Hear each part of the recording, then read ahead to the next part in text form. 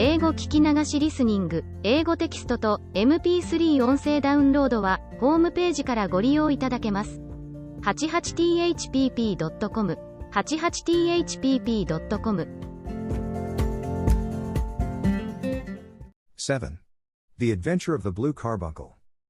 I had called upon my friend Sherlock Holmes upon the second morning after Christmas, with the intention of wishing him the compliments of the season. He was lounging upon the sofa in a purple dressing gown, a pipe rack within his reach upon the right, and a pile of crumpled morning papers, evidently newly studied, near at hand. Beside the couch was a wooden chair, and on the angle of the back hung a very seedy and disreputable hard felt hat, much the worse for wear, and cracked in several places. A lens and a forceps lying upon the seat of the chair suggested that the hat had been suspended in this manner for the purpose of examination. "You are engaged," said I. "Perhaps I interrupt you." "Not at all. I am glad to have a friend with whom I can discuss my results. The matter is a perfectly trivial one." He jerked his thumb in the direction of the old hat, "but there are points in connection with it which are not entirely devoid of interest and even of instruction." I seated myself in his armchair and warmed my hands before his crackling fire, for a sharp frost had set in, and the windows were thick with the ice crystals. "I suppose," I remarked, "that, homely as it looks, this thing has some deadly story linked onto it, that it is the clue which will guide you in the solution of some mystery and the punishment of some crime." No crime," said Sherlock Holmes, laughing. "Only one of those whimsical little incidents which will happen when you have 4 million human beings all jostling each other within the space of a few square miles. Amid the action and reaction of so dense a swarm of humanity, every possible combination of events may be expected to take place, and many a little problem will be presented which may be striking and bizarre without being criminal.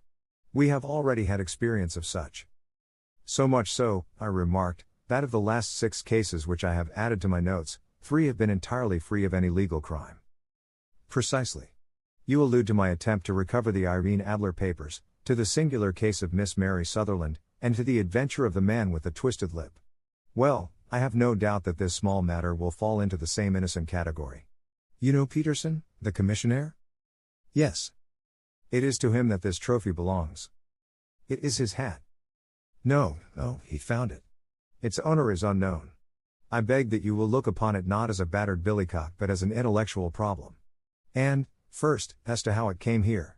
It arrived upon Christmas morning, in company with a good fat goose, which is, I have no doubt, roasting at this moment in front of Peterson's fire.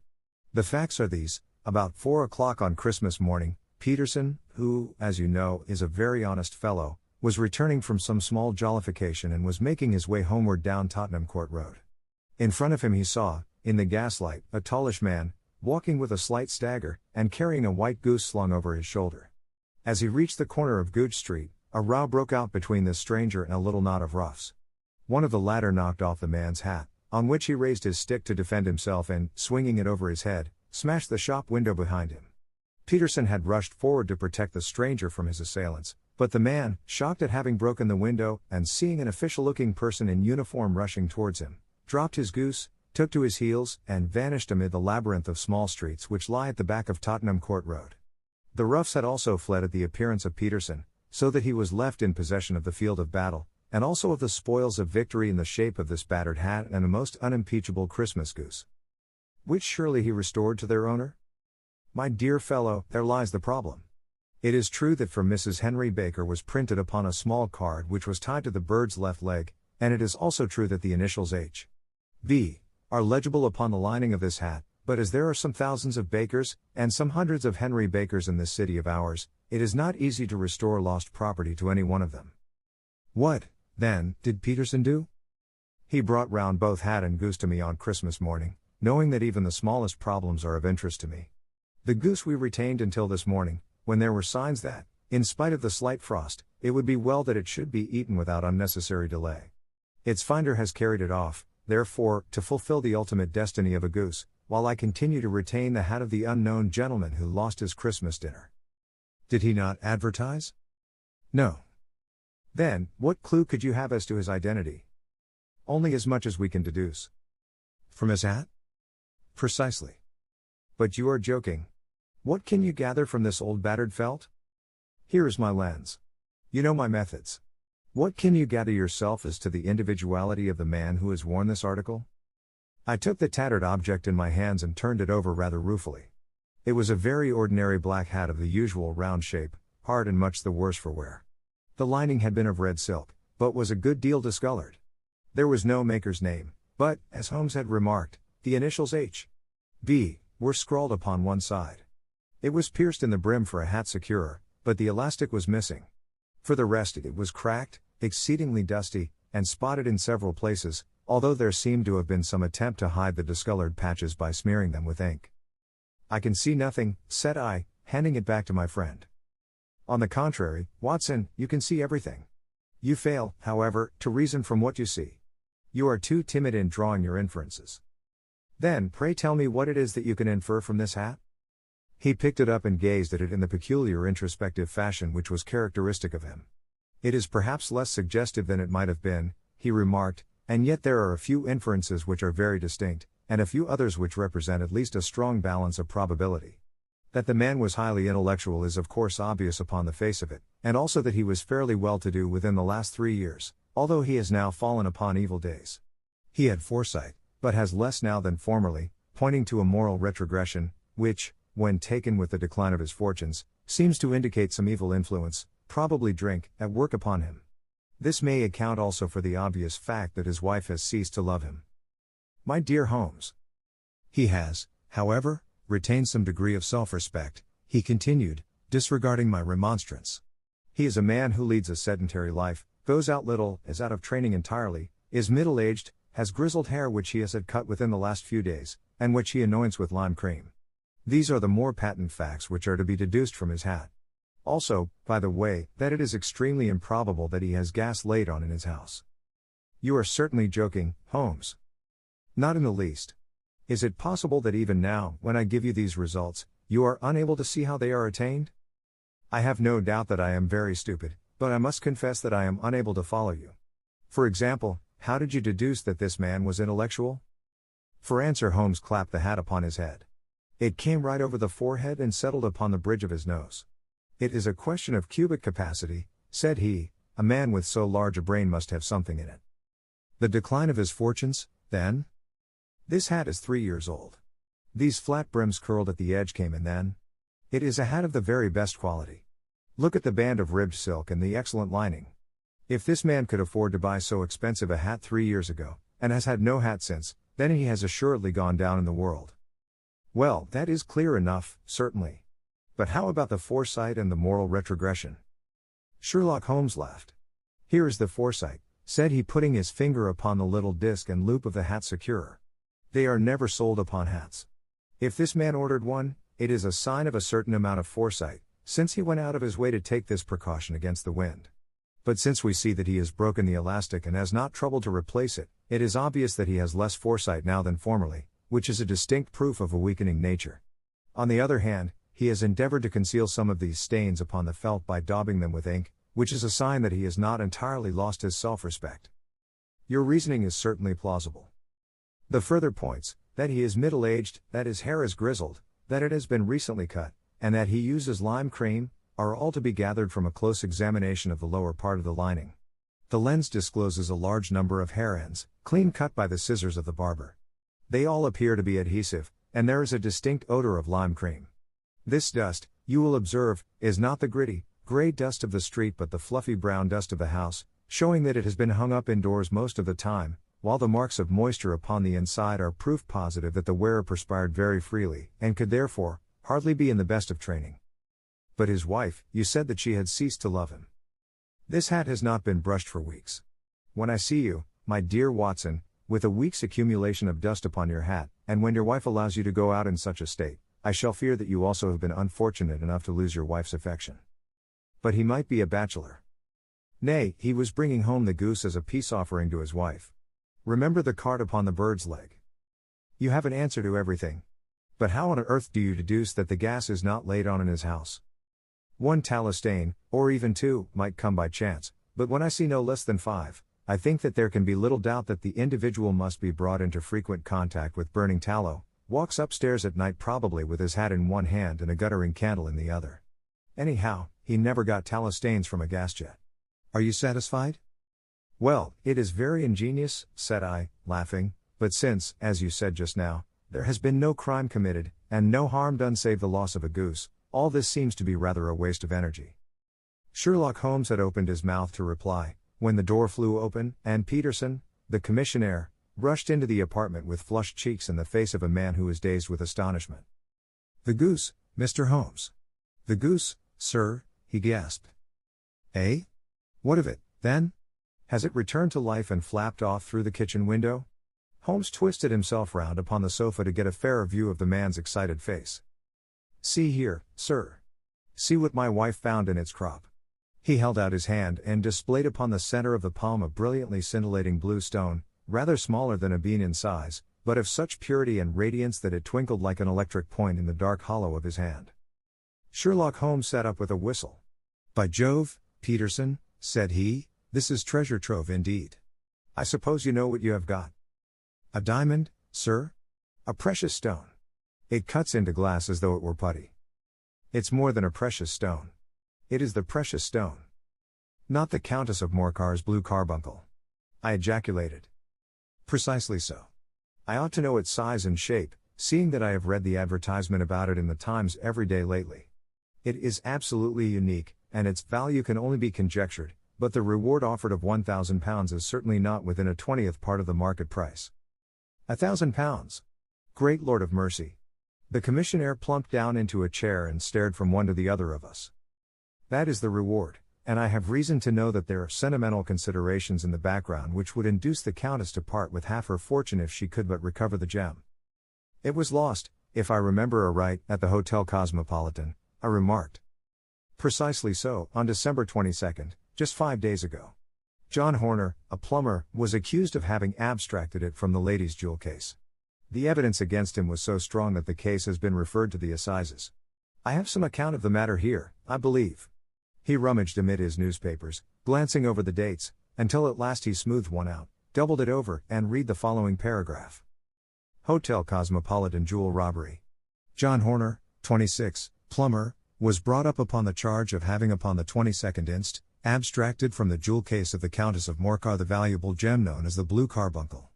James Ryder, upper attendant at the hotel, gave his evidence to the effect that he had shown Horner up to the dressing room of the Countess of Morcar upon the day of the robbery in order that he might solder the second bar of the grate, which was loose. He had remained with Horner some little time, but had finally been called away. On returning, he found that Horner had disappeared, that the bureau had been forced open, and that the small morocco casket in which, as it afterwards transpired, the Countess was accustomed to keep her jewel, was lying empty upon the dressing table. Ryder instantly gave the alarm, and Horner was arrested the same evening, but the stone could not be found either upon his person or in his rooms. Catherine Cusack, maid to the Countess, deposed to having heard Ryder's cry of dismay on discovering the robbery, and to having rushed into the room, where she found matters as described by the last witness. Inspector Bradstreet, the division, gave evidence as to the arrest of Horner, who struggled frantically, and protested his innocence in the strongest terms. Evidence of a previous conviction for robbery having been given against the prisoner, the magistrate refused to deal summarily with the offense, but referred it to the assizes. Horner, who had shown signs of intense emotion during the proceedings, fainted away at the conclusion and was carried out of court. So much for the police court, said Holmes thoughtfully, tossing aside the paper. The question for us now to solve is the sequence of events leading from a rifled jewel case at one end to the crop of a goose in Tottenham Court Road at the other. You see, Watson, our little deductions have suddenly assumed a much more important and less innocent aspect. Here is the stone came from the goose, and the goose came from Mr. Henry Baker, the gentleman with the bad hat and all the other characteristics with which I have bored you. So now we must set ourselves very seriously to finding this gentleman and ascertaining what part he has played in this little mystery. To do this, we must try the simplest means first, and these lie undoubtedly in an advertisement in all the evening papers. If this fail, I shall have recourse to other methods. What will you say? Give me a pencil and that slip of paper. Now, then, found at the corner of Goodge Street, a goose and a black felt hat. Mr. Henry Baker can have the same by applying at 6:30 this evening at 221B, Baker Street. That is clear and concise. Very. But will he see it? Well, he is sure to keep an eye on the papers, since, to a poor man, the loss was a heavy one. He was clearly so scared by his mischance in breaking the window and by the approach of Peterson that he thought of nothing but flight, but since then he must have bitterly regretted the impulse which caused him to drop his bird. Then, again, the introduction of his name will cause him to see it, for everyone who knows him will direct his attention to it. Here you are, Peterson, run down to the advertising agency and have this put in the evening papers. In which, sir? Oh, in the Globe, Star, Pall Mall, St. James's Gazette, Evening News, Standard, Echo, and any others that occur to you. Very well, sir. And this stone? Ah, yes, I shall keep the stone. Thank you. And, I say, Peterson, just buy a goose on your way back and leave it here with me, for we must have one to give to this gentleman in place of the one which your family is now devouring. When the commissionaire had gone, Holmes took up the stone and held it against the light. It's a bonny thing, said he. Just see how it glints and sparkles. Of course it is a nucleus and focus of crime. Every good stone is. They are the devil's pet baits. In the larger and older jewels every facet may stand for a bloody deed. This stone is not yet 20 years old. It was found in the banks of the Amoy River in southern China and is remarkable in having every characteristic of the carbuncle, save that it is blue in shade instead of ruby red. In spite of its youth, it has already a sinister history. There have been 2 murders, a vitriol throwing, a suicide, and several robberies brought about for the sake of this 40-grain weight of crystallized charcoal. Who would think that so pretty a toy would be a purveyor to the gallows and the prison? I'll lock it up in my strong box now and drop a line to the Countess to say that we have it. Do you think that this man Horner is innocent? I cannot tell. Well, then, do you imagine that this other one, Henry Baker, had anything to do with the matter? It is, I think, much more likely that Henry Baker is an absolutely innocent man, who had no idea that the bird which he was carrying was of considerably more value than if it were made of solid gold. That, however, I shall determine by a very simple test if we have an answer to our advertisement. And you can do nothing until then? Nothing.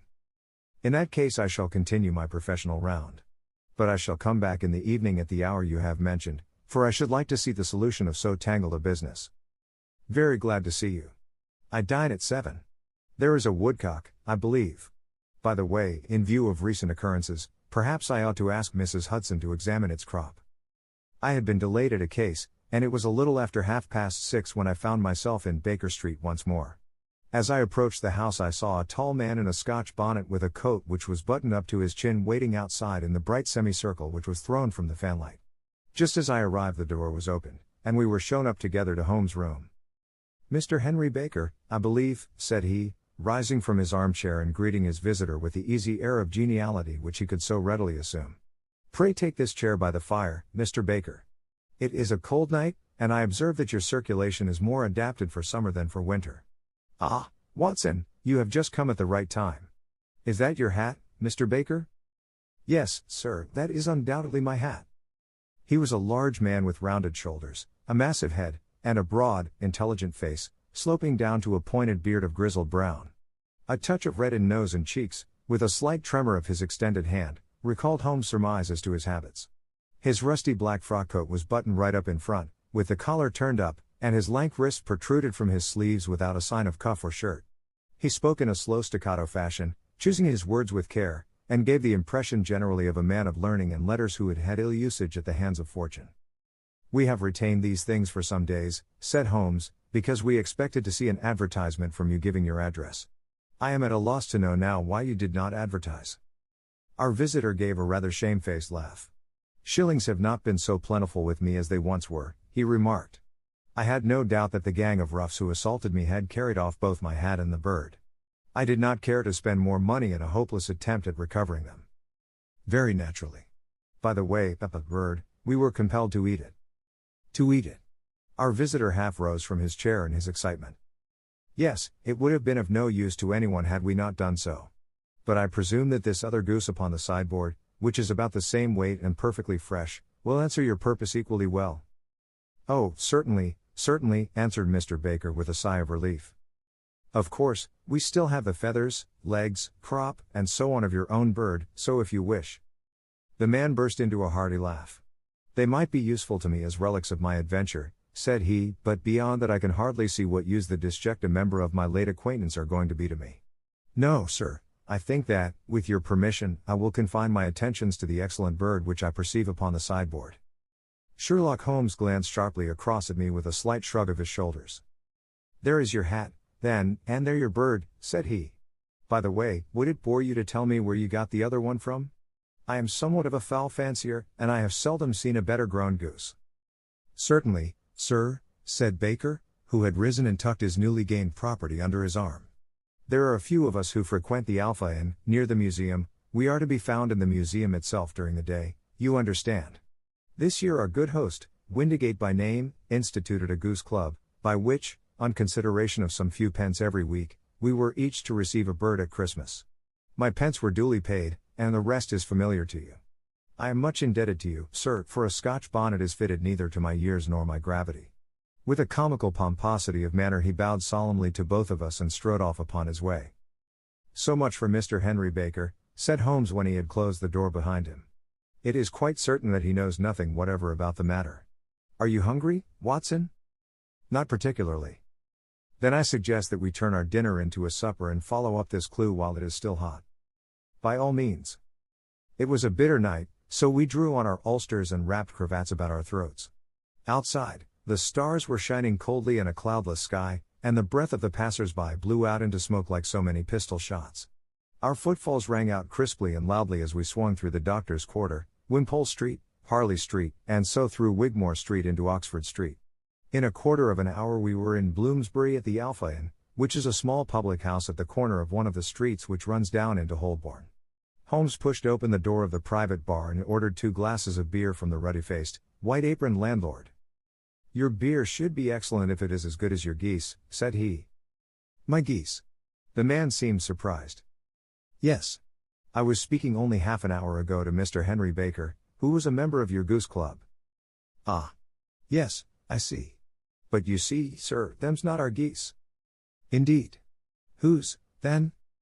Well, I got the 2 dozen from a salesman in Covent Garden. Indeed? I know some of them. Which was it? Breckenridge is his name. Ah. I don't know him. Well, here's your good health, landlord, and prosperity to your house. Good night. Now for Mr. Breckenridge, he continued, buttoning up his coat as we came out into the frosty air. Remember, Watson, that though we have so homely a thing as a goose at one end of this chain, we have at the other a man who will certainly get 7 years penal servitude unless we can establish his innocence.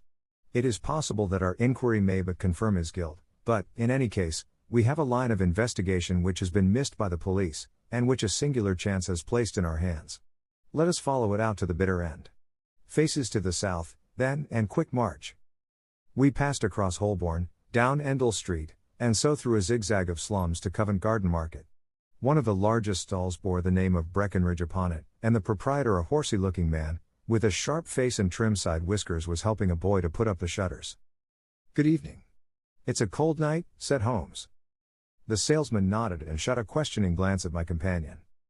Sold out of geese, I see, continued Holmes, pointing at the bare slabs of marble. Let you have 500 tomorrow morning. That's no good. Well, there are some on the stall with the gas flare. Ah, but I was recommended to you. Who by? The landlord of the Alpha. Oh, yes, I sent him a couple of dozen. Fine birds they were, too. Now where did you get them from? To my surprise the question provoked a burst of anger from the salesman. Now, then, mister, said he, with his head cocked and his arms akimbo, what are you driving at? Let's have it straight, now. It is straight enough. I should like to know who sold you the geese which you supplied to the Alpha. Well then, I shan't tell you. So now. Oh, it is a matter of no importance, but I don't know why you should be so warm over such a trifle. Warm. You'd be as warm, maybe, if you were as pestered as I am. When I pay good money for a good article there should be an end of the business, but it's where are the geese? And who did you sell the geese to? And what will you take for the geese? One would think they were the only geese in the world, to hear the fuss that is made over them. Well, I have no connection with any other people who have been making inquiries, said Holmes carelessly. If you won't tell us the bet is off, that is all. But I'm always ready to back my opinion on a matter of fowls, and I have a fiver on it that the bird I ate is country bred. Well, then, you've lost your fiver, for it's town bred, snapped the salesman. It's nothing of the kind. I say it is. I don't believe it. Do you think you know more about fowls than I, who have handled them ever since I was a nipper? I tell you, all those birds that went to the Alpha were town bred. You'll never persuade me to believe that. Will you bet, then. It's merely taking your money, for I know that I am right. But I'll have a sovereign on with you, just to teach you not to be obstinate. The salesman chuckled grimly. Bring me the books, Bill, said he. The small boy brought round a small thin volume and a great greasy-backed one, laying them out together beneath the hanging lamp. Now then, Mr. Cocksure, said the salesman, I thought that I was out of geese, but before I finish you'll find that there is still one left in my shop. You see this little book? Well, that's the list of the folk from whom I buy. Do you see? Well, then, here on this page are the country folk, and the numbers after their names are where their accounts are in the big ledger. Now, then. You see this other page in red ink? Well, that is a list of my town suppliers. Now, look at that third name. Just read it out to me. Mrs. Oakshott, 117, Brixton Road, 249, Wheat Homes. Quite so. Now turn that up in the ledger. Holmes turned to the page indicated. Here you are, Mrs. Oakshott, 117, Brixton Road, Egg and Poultry Supplier. Now, then, what's the last entry? December 22nd. 24 geese at sevens. 60. Quite so. There you are. And underneath? Sold to Mr. Windigate of the Alpha, at 12s. What have you to say now? Sherlock Holmes looked deeply chagrined. He drew a sovereign from his pocket and threw it down upon the slab, turning away with the air of a man whose disgust is too deep for words. A few yards off he stopped under a lamppost and laughed in the hearty, noiseless fashion which was peculiar to him. When you see a man with whiskers of that cut and the pink un protruding out of his pocket, you can always draw him by a bet, said he. I dare say that if I had put £100 down in front of him, that man would not have given me such complete information as was drawn from him by the idea that he was doing me on a wager. Well, Watson, we are, I fancy, nearing the end of our quest, and the only point which remains to be determined is whether we should go on to this Mrs. Oakshott tonight, or whether we should reserve it for tomorrow. It is clear from what that surly fellow said that there are others besides ourselves who are anxious about the matter, and I should. His remarks were suddenly cut short by a loud hubbub which broke out from the stall which we had just left. Turning round we saw a little rat-faced fellow standing in the center of the circle of yellow light which was thrown by the swinging lamp, while Breckenridge, the salesman, framed in the door of his stall, was shaking his fist fiercely at the cringing figure. I've had enough of you and your geese, he shouted. I wish you were all at the devil together. If you come pestering me any more with your silly talk I'll set the dog at you. You bring Mrs. Oakshott here and I'll answer her, but what have you to do with it? Did I buy the geese off you? No, but one of them was mine all the same, whined the little man. Well, then, ask Mrs. Oakshott for it. She told me to ask you. Well, you can ask the King of Prussia, for all I care. I've had enough of it. Get out of this. He rushed fiercely forward, and the inquirer flitted away into the darkness. Ha! This may save us a visit to Brixton Road, whispered Holmes. Come with me, and we will see what is to be made of this fellow. Striding through the scattered knots of people who lounged round the flaring stalls, my companion speedily overtook the little man and touched him upon the shoulder.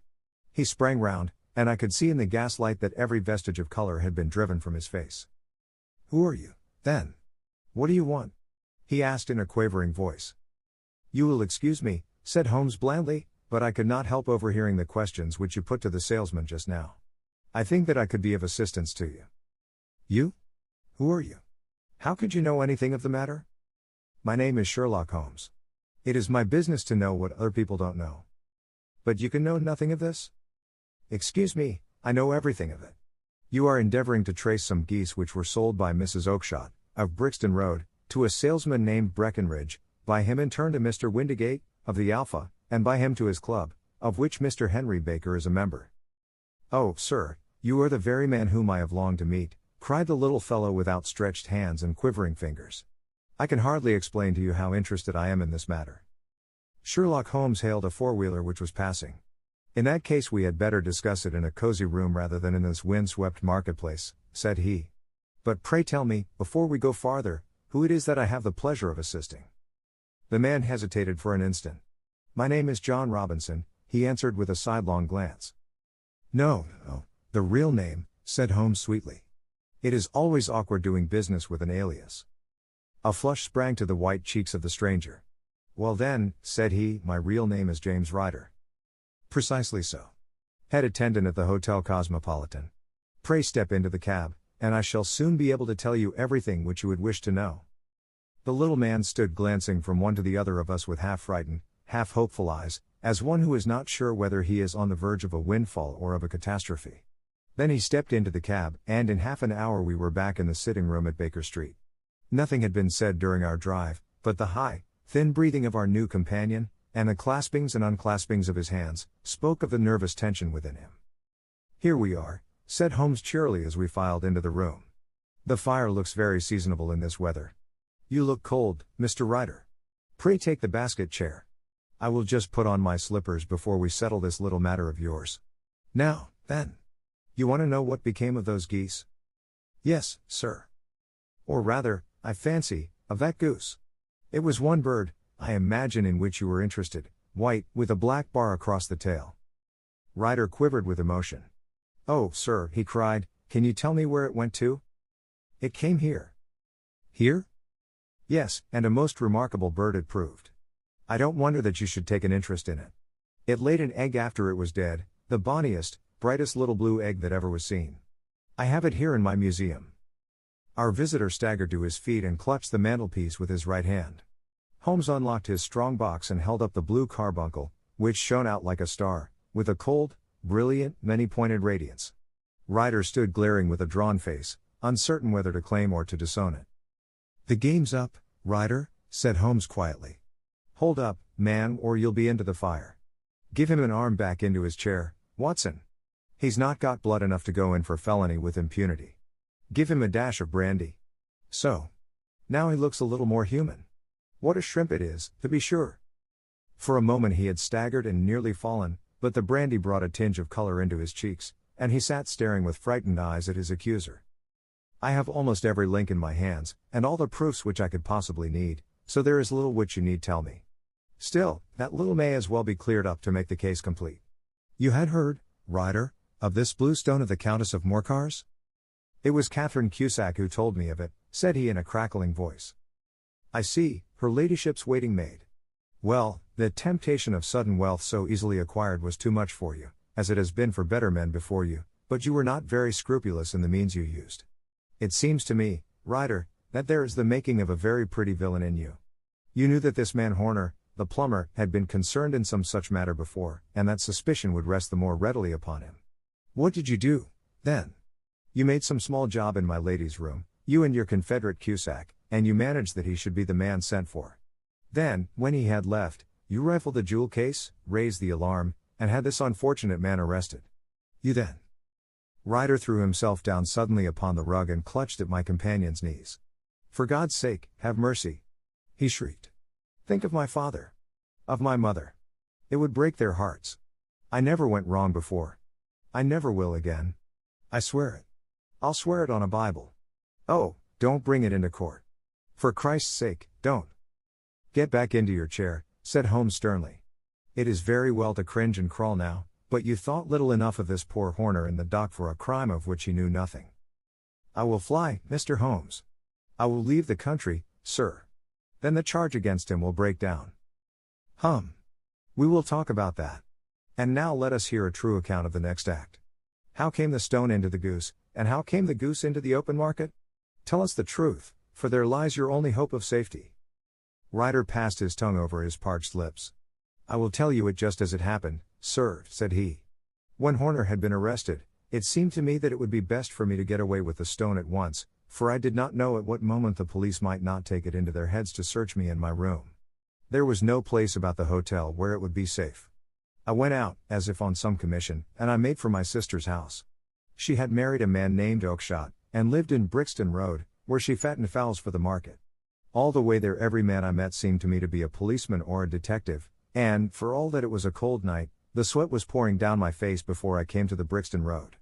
My sister asked me what was the matter, and why I was so pale, but I told her that I had been upset by the jewel robbery at the hotel. Then I went into the backyard and smoked a pipe and wondered what it would be best to do. I had a friend once called Maudsley, who went to the bad, and has just been serving his time in Pentonville. One day he had met me, and fell in to talk about the ways of thieves, and how they could get rid of what they stole. I knew that he would be true to me, for I knew one or two things about him, so I made up my mind to go right on to Kilburn, where he lived, and take him into my confidence. He would show me how to turn the stone into money. But how to get to him in safety? I thought of the agonies I had gone through in coming from the hotel. I might at any moment be seized and searched, and there would be the stone in my waistcoat pocket. I was leaning against the wall at the time and looking at the geese which were waddling about round my feet, and suddenly an idea came into my head which showed me how I could beat the best detective that ever lived. My sister had told me some weeks before that I might have the pick of her geese for a Christmas present, and I knew that she was always as good as her word. I would take my goose now, and in it I would carry my stone to Kilburn. There was a little shed in the yard, and behind this I drove one of the birds, a fine big one, white, with a barred tail. I caught it, and prying its bill open, I thrust the stone down its throat as far as my finger could reach. The bird gave a gulp, and I felt the stone pass along its gullet and down into its crop. But the creature flapped and struggled, and out came my sister to know what was the matter. As I turned to speak to her, the brute broke loose and fluttered off among the others. "Whatever were you doing with that bird, Jem?" says she. "Well," said I, "you said you'd give me one for Christmas, and I was feeling which was the fattest." "Oh," says she, "we've set yours aside for you, Jem's bird, we call it. It's the big white one over yonder. There's 26 of them, which makes one for you, and one for us, and 2 dozen for the market." "Thank you, Maggie," says I, "but if it is all the same to you, I'd rather have that one I was handling just now." "The other is a good 3 pound heavier," said she, "and we fatten it expressly for you." "Never mind. I'll have the other, and I'll take it now," said I. "Oh, just as you like," said she, a little huffed. "Which is it you want, then?" "That white one with the barred tail, right in the middle of the flock." "Oh, very well. Kill it and take it with you." Well, I did what she said, Mr. Holmes, and I carried the bird all the way to Kilburn. I told my pal what I had done, for he was a man that it was easy to tell a thing like that to. He laughed until he choked, and we got a knife and opened the goose. My heart turned to water, for there was no sign of the stone, and I knew that some terrible mistake had occurred. I left the bird, rushed back to my sister's, and hurried into the backyard. There was not a bird to be seen there. "Where are they all, Maggie?" I cried. "Gone to the dealers, Jem." "Which dealers?" "Breckenridge, of Covent Garden." "But was there another with a barred tail?" I asked, "the same as the one I chose?" "Yes, Jem, there were 2 barred-tailed ones, and I could never tell them apart." Well, then, of course I saw it all, and I ran off as hard as my feet would carry me to this man Breckenridge, but he had sold the lot at once, and not one word would he tell me as to where they had gone. You heard him yourselves tonight. Well, he has always answered me like that. My sister thinks that I am going mad. Sometimes I think that I am myself. And now I am myself a branded thief, without ever having touched the wealth for which I sold my character. God help me! God help me! He burst into convulsive sobbing, with his face buried in his hands. There was a long silence, broken only by his heavy breathing and by the measured tapping of Sherlock Holmes' fingertips upon the edge of the table. Then my friend rose and threw open the door. "Get out," said he. "What, sir?" "Oh, heaven bless you." "No more words. Get out." And no more words were needed. There was a rush, a clatter upon the stairs, the bang of a door, and the crisp rattle of running footfalls from the street. "After all, Watson," said Holmes, reaching up his hand for his clay pipe, "I am not retained by the police to supply their deficiencies. If Horner were in danger it would be another thing, but this fellow will not appear against him, and the case must collapse. I suppose that I am commuting a felony, but it is just possible that I am saving a soul. This fellow will not go wrong again, he is too terribly frightened. Send him to jail now, and you make him a jailbird for life. Besides, it is the season of forgiveness. Chance has put in our way a most singular and whimsical problem, and its solution is its own reward. If you will have the goodness to touch the bell, Doctor, we will begin another investigation, in which, also a bird will be the chief feature." 物語の続きは、ホームページからお聞きいただけます。また、テキスト、MP3 ダウンロードも合わせてご利用ください。88thpp.com 88thpp.com